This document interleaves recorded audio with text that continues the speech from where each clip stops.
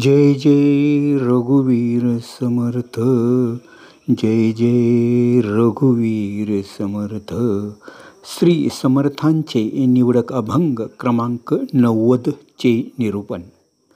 श्री समर्थ रामदास स्वामी या अभंगात मनुष्य प्राण्याला हा संसार सागर कसा तरून जाता येईल याचे विश्लेषण समर्थ करीत आहेत.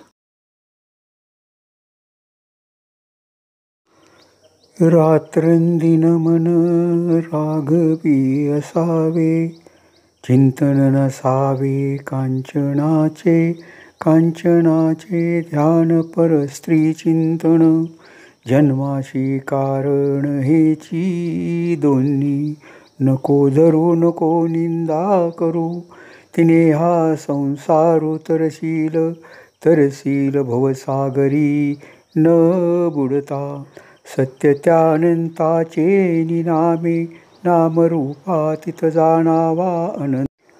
दास म्हणे सत्संग धरा, दास म्हणे सत्संग धरा.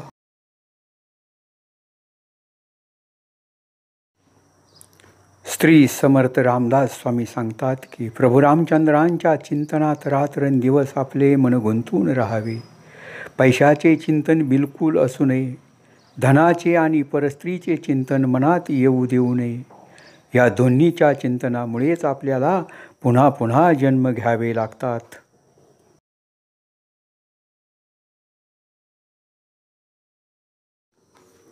तसेच निंदाही कोणाची करू नये. म्हणून संसाररूपी भवसागरात न डुबता आपणास तो तरून जाता येईल.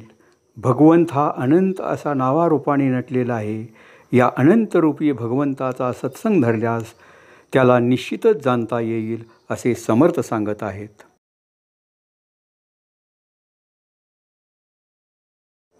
जय जय रघुवीर समर्थ, जय जय रघुवीर समर्थ.